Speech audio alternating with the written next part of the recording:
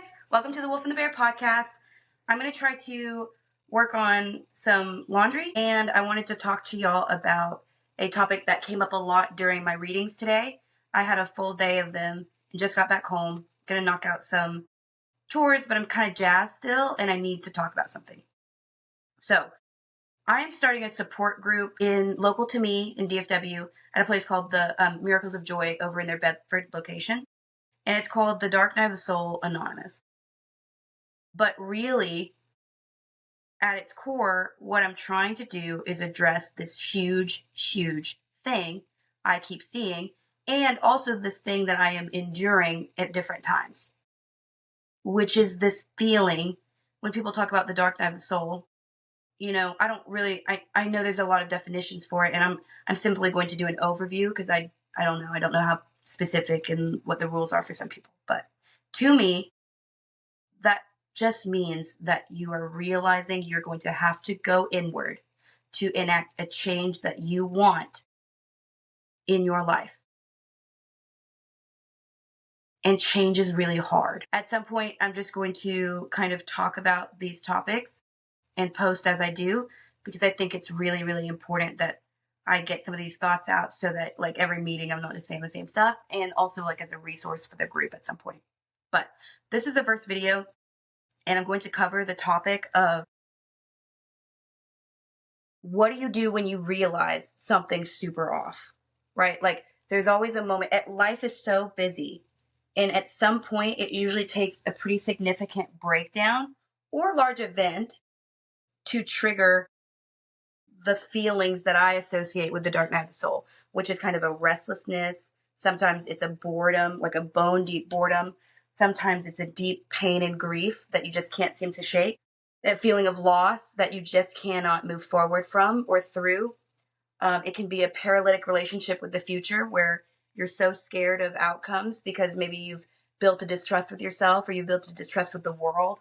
And so as a result of that now, you can't really operate. All like issues, right? All things that start to say, something's got to slow down and we've got to address this.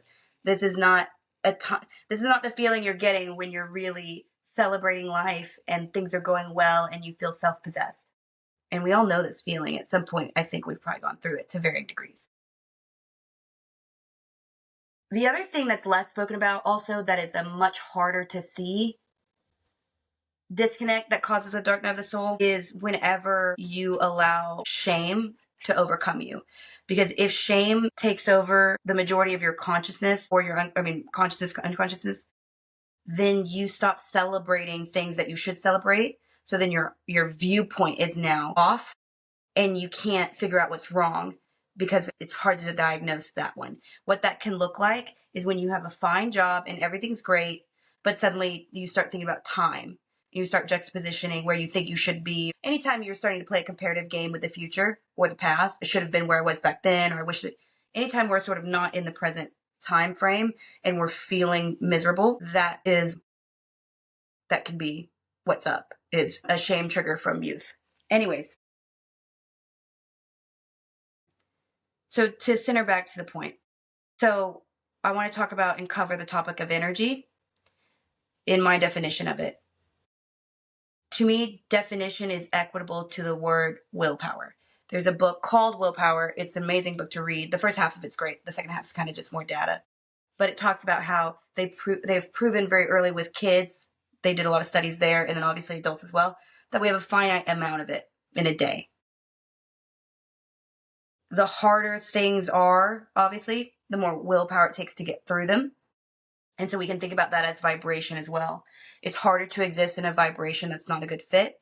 It's super easy and costs us almost nothing to exist in an environment that's a good fit. In fact, more often than not, we can be fueled by it. But the problem is, more often than not, we get ourselves into trouble. Either work's not a good fit, or home life is not a good fit, or friendships aren't a good fit. And worst case scenario, all three of them aren't a good fit. One's pretty tolerable. We can hate our job, but we can't hate our job and our home life.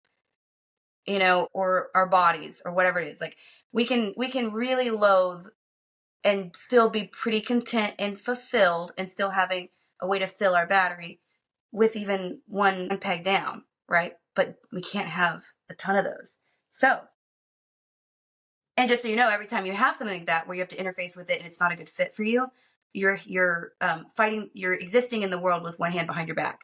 So the faster you can remedy that is ideal. So for instance, if you're like, well, I wanted to stay 5 years, but I can stay 3, just remember that what you're saving yourself is that next 2 years where you have a chance to be in a better fit. You won't be so tired. You won't be so exhausted. There is a benefit to doing the hard thing to make your environmental match better. Because right now on the front end, it just looks like work, but you are getting something from it.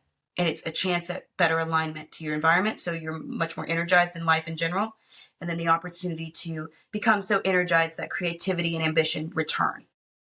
Because when I say return, I want to say as your battery drops, it drops in phases. Energy drops in phases, and it goes. And it's like what happens when our body shuts down. We lose our exterior first, right?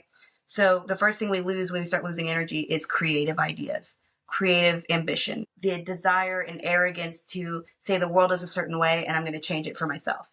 That's the first thing that goes. The next thing that starts going is our physical health, our temperament, our ability to be kind. Our empathy starts to go down. Our health will start getting more sick. Things are energy costs. Then we can sort of right underneath there where we've recovered from being sick for 6 weeks straight, but now there's a numbness at place. And the numbness is a way to stop the cascade. But that only lasts so long because then we can either get angry or start acting out. And by the point it gets to that, we have less control over it. So again, like always, try to stop the cascade when you can. Cut the friends off that are sucking from you. Stop hyper fixating on your job if it's starting to drain you. Stop the cascade of whatever is costing you a ton of energy, and then give yourself some rest, and then start to analyze and address where the problem is and how to fix it if it's fixable or if it needs to be removed. Or if you need to do something with yourself or to make yourself more apt to exist in whatever is draining you. See what I'm saying? I'm not saying anybody is not in the wrong for it. I'm saying no matter what, we got to get right with something. Things need to be matched to who you are on a soul level. So that means you have to know who you are on a soul level, and primarily the bad and the ugly, because that's what gets lost. We know if we're smart. We know when we're pretty. We know when we're clever. We know what we're good at, right? Which is lovely. But we struggle to know what we are ashamed about, what we are angry about, what we still harbor resentment about, where we still feel like and when I say resentment, I almost mean like in a distance way, sometimes when we still feel owed, like that there's a debt out there that's unmet and that simmers. It doesn't really go anywhere unless we do something with it. We go collect it, or we acknowledge and cauterize and say, that's going to be what it is. I grieve what I didn't get, but I'm not going to be expecting this debt and being angry every time I don't get it, whatever that might be to people. The process of knowing oneself, and I'm going to give a couple of different ways to approach this, and then I'll kind of move on. Sometimes to say, who am I, it's like saying something into a void. Because if it was that easy, I mean, we wouldn't be lost in the first place. If it were that easy for you, we wouldn't be lost in the first place. Or maybe something has happened, a loss of love, a loss of a loved one, a loss of job, something earth-shattering essentially, to where now you are so hazy, you can't find yourself. There's a lot of reasons why we get lost. But the importance of being able to sit clinically with the truths of ourself, the process of that is the lifeblood of you always being able to be okay, no matter what you go through. But it's also the most challenging thing to do, because self-awareness and self-accountability are not really things that are preached to us in society. We're told who to blame, or if we're to blame, and then we're kind of told to just keep it all together and keep moving and keep being productive.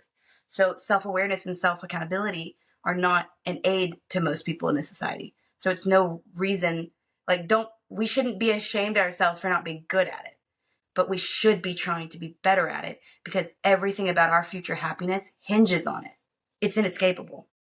If we cannot acknowledge what we are unhappy about, or what is driving the things that maintain our behavior that makes us unhappy over time, then that is our only tool, and that is the highest weapon. Because that means once we can name it, we can start to begin to address it. And I said start to begin to address it because it does feel like that. Like it's almost like start the process to begin the process to begin the process of knowing oneself. It's never easy. We avoid ourselves all the time. We lie to ourselves all the time. But truths look like this. Truths say, every relationship I've had so far, I really struggle with jealousy. What drives jealousy? What's driving my jealousy? Why is it that I worry so much about being enough? Because that's what jealousy is. Jealousy is the feeling of the fear that I won't be enough, so someone will take what's mine. Well, the antithesis of that should be, I believe in myself and the universe that if I maintain a truth to myself, if it's not a good fit for me, it will be gone anyway. Now that's the highest evolution you can have, because I promise none of us are watching our partner sit next to us and watching someone else's name pop up, not immediately feeling something. Like it's not, and the lowest version being a rage out because of it for no reason, and being completely self-confident in yourself and knowing that no matter who that might be, I will be chosen by the person meant for me. So those are vastly different. And sometimes it's just a gradient of how much food you've had and how much sleep you've had. That's how narrow that bridge can be sometimes, right? And so, but acknowledging, hey, if you can do something with yourself and you have a problem, let's say it's a relationship thing or enact change. A relationship is the easiest because we've all been there. Let's pick that one. If you can pick the top 3 things about yourself that costs you, start there. Because that means that you already acknowledge whatever you're thinking about has done something negative to you. You don't have to take accountability of it in a super deep way, but it's acknowledging, it's not saying, I don't like this about another person. It's remembering times where you did something and you're like, dang, I messed up. That's going to cost me. Because what that means is that you might do it again and you'd rather not because you already know that didn't go well for me. So it's a diagnostic. It's a truth. And starting there is better than not starting. Now, if you look at yourself and you can't find that thing, if you can't find 3 things that you don't like about yourself when it comes to dating, that is not something that I would perceive as ideal. Because I don't know that I believe many of us are perfect. And I can fill 3 pages, not double spaced, of ways that I make mistakes in connection. And all I want is connection. But of all these things from my childhood or from current time or from my own bad behavior, whatever it could be, that has cost me. And so the more I know about it, the more I can mitigate it in the future. Once we sort of have a state, like a rap sheet of ourselves, right? You can start with the good, but we know the good. If we're going to be miserable, we might as well just do it. Just go be miserable. Make a list of stuff that you know in a perfect world, if you had all the time and energy, you would change about yourself, unrelated to anybody else. Because we can't change other people. Then we actually have a beginning space. Because of that list, there's going to be things that will be hard to change and things that are relatively decently easy. Not easy, but not so big, right? And at least we can start there. Because once we begin the process of addressing, like, here's an example. I'm a bad friend. I'm not the most present friend. I feel lonely a lot, but I don't feel motivated enough by that to go make effort to make new friends. That's just where I am right now. It's discordant, but I'm tired. I don't have the energy right now to do all the other things I want to do and fix this part of myself. So the cost is I'm just lonely sometimes. But then I have to go and look at that and say, are you lonely, or are you not spending the time that you have alone well? Because I do have periods of time where I can spend 7 days and not talk to another person. I've done it before. So there's something during that period of time that wasn't horrible about that. because I'm naturally introverted. I'm naturally hermit-like. So I have to ask myself, I'm experiencing loneliness, but am I lonely? Do I really want to change this, or do I need to change how I spend my time and that will make me happy? And on some level, that feels like splitting hairs, but only one thing's going to make us feel better. So we have to have the right diagnosis. Am I lonely, or am I not spending the time I have alone well? And that's for me to figure out. I don't have an answer right now, but I'm working on it. And it also, me knowing I need to work on that thought form and learn myself better, gives me something to do that lets me know I'm actively working to change my future for the better, that will help us feel peace and patience with ourselves, and not that frantic, what am I going to do if this doesn't change? Will I always be depressed? You'll start to feel like, okay, I'm a little bit depressed right now, but I'm working on it. I know that I'm addressing this. For instance, I know my house is a wreck. I'm trying to work on it slowly because I've been sick recently. I'm very depleted. I've had some emotional stuff drain me. So I'm kind of running on E. So I'm just doing what I can. I'm kind of piddling with chores. And at some point, when I get out of this low grade depression, so to speak, things will be back to normal. I have that faith in myself, so I don't rip myself apart right now.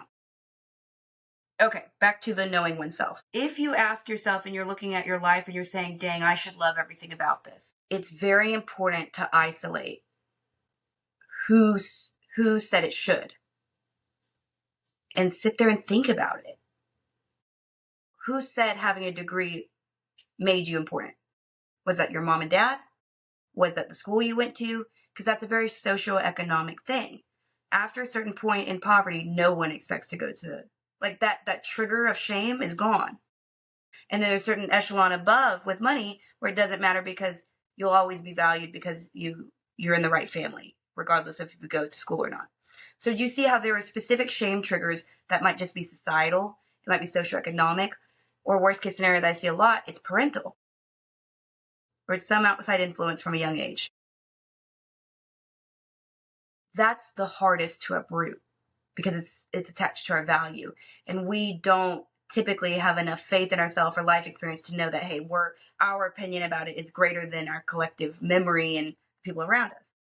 But if it turns out that you have zero desire or intention or capability to go get a degree, and every time you see yourself and think about yourself and you think about how you're not enough because you don't have it, you're the one that has to change because you're not willing to go out in the world and change it, but you're the one holding the judgment.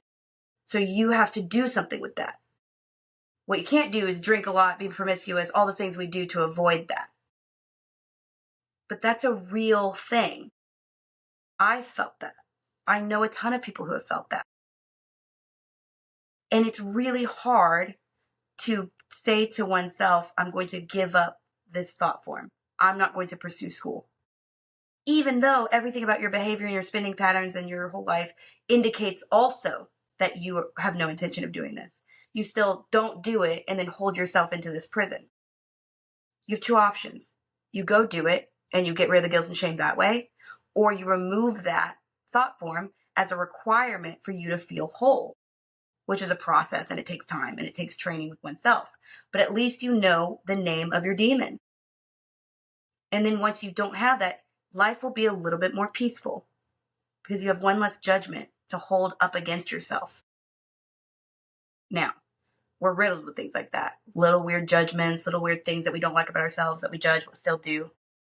So pick the big ones and allow yourself to just be flawed with the rest, right? We're trying to find the greatest, fastest path forward to happiness, not tear ourselves apart or go spend 8,000 years and $800 in therapy. We can't wait for everything to be okay to live our life. But we do owe it to ourselves to try to get to the point that we feel like it's okay if it's not currently. That's the path of the dark night of the soul more often than it isn't. It starts with acknowledging what you actually need, which is the hardest part. Acknowledging what you need requires you to know what you've built around you that you don't need. And you have to acknowledge the promiscuity that's making you a million times more shamed and guilt than you would normally need to have. Well, what is the promiscuity fixing? Because it's there for a reason. Because if you're judging yourself for it, You have a problem with it, but you're still doing it. So what's driving it? Well, typically promiscuity, if you have ADHD, it can be a soothe to dopamine. For other people, it can be a soothe to connection issues. To a lot of other people who don't like who they are, you get to put on a bunch of masks. Every time you go on a new date, you get to just show up as the idealized version of yourself for yourself. So sometimes that promiscuity can be very, very selfish because you're just picking a random person to act in front of you while you get to act out your stuff.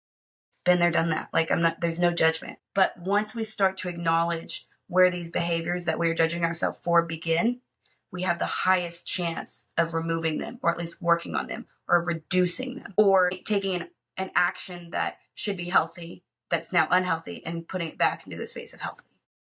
So you see how all of this comes down to spending time with oneself. Part of that process, if you like, I'm just going to give you homework if you want to participate in the thought of it. If you want to begin this process and you don't know where to, and you feel lost, remember a time where you feel like you had it all together and start there. What was true? What did you lose of yourself? Typically, when we think back on a better time, we feel we've lost part of ourselves. We used to do something we don't do anymore. Well, there's something that made us stop. Is it a person? Is it an evolution of relationship that's not working anymore? Is it indulgences that you let go too far? Like, where did it start? Hey, my cat is being so nice. The other way, start and just give yourself 5 to 10 bullet points. That's just a process of acknowledging. To do more is to rip through your soul, because you just don't need to do that in one sitting. Energy, be mindful of your energy. We're healing. We're not self-destroying. Sometimes that's a fine line, because sometimes when we don't like ourselves, we want to burn it all down and start from the ground up. Problem is, it doesn't work like that. We still got to pay bills next week, tomorrow, right?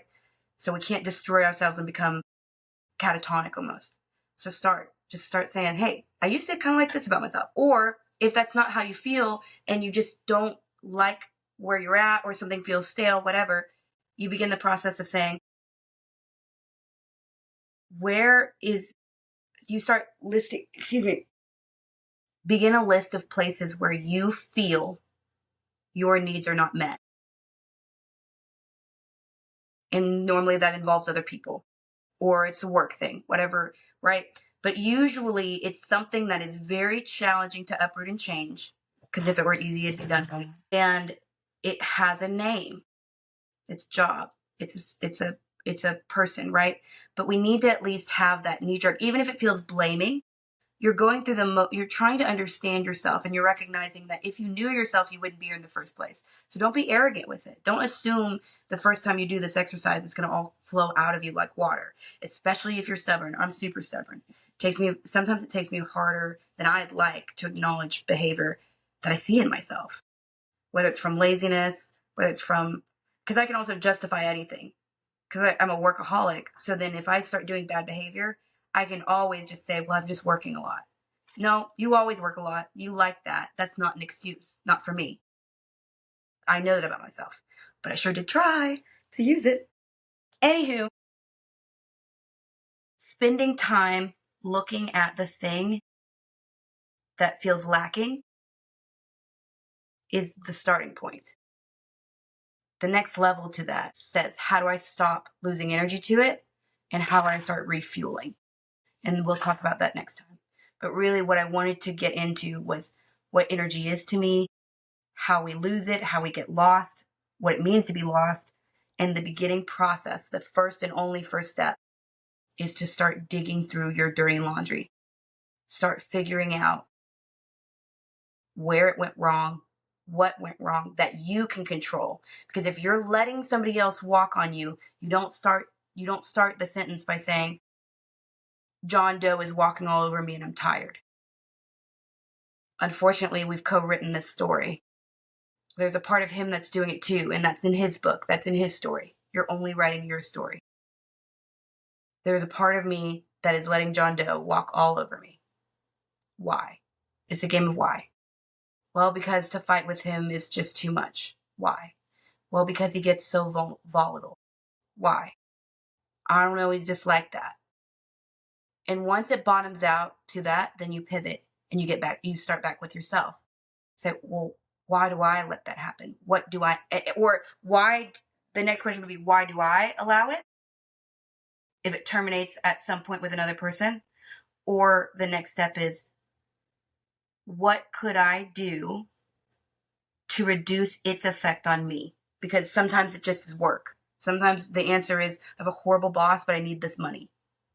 So what do we need to do to reduce its effect on you? Then the next question would be, well, what's preventing me from being able to do so? Well, I'm a perfectionist. Well, work's so busy and I'm already in trouble. Like, name everything. This is not to judge, this is to acknowledge. Because later when you're driving and you're busy and life is busy and you're getting groceries and you have a thought form, you'll have weird aha moments from where you couldn't come up with an answer in the moment you're doing this work. Because you're just putting these thoughts through the washing machine. You're bringing them up on the forefront of the mind so that it can be managed again. Because sometimes we push this so far into our subconscious, it stops being in the rotation of our mind being able to clean it. It's just like big knots in our shoulders. Once they are too rooted, our body becomes numb to them. We stop feeling them. So what we have to go do is, as a practitioner, you have to go re-bruise the area to remind the body that that is there. That's sometimes what we have to do when we have to figure out, where is the wound? What is the wound? Because something is causing us to be depressed, unstable, grief-ridden, stagnant, bored, stuck in a marriage I don't want, stuck in a job I don't want, locomotion's nowhere to be found. All these things that we find ourselves in. We have to get back up at some point, or we're submitting our entire life to that process of essentially response and misery. So the first step is, I guess I'm going to go figure out what about me is preventing me from having what I want. That self-knowledge, I promise you, it sounds like you'll be crying, and maybe you will, but you will also feel the most in power you felt in a very long time. You will feel like you have control of yourself again just by naming your demons. You don't have to go fix them. You can literally name them and walk away for a month. Just naming them is the first step. I hope this helped. Take care.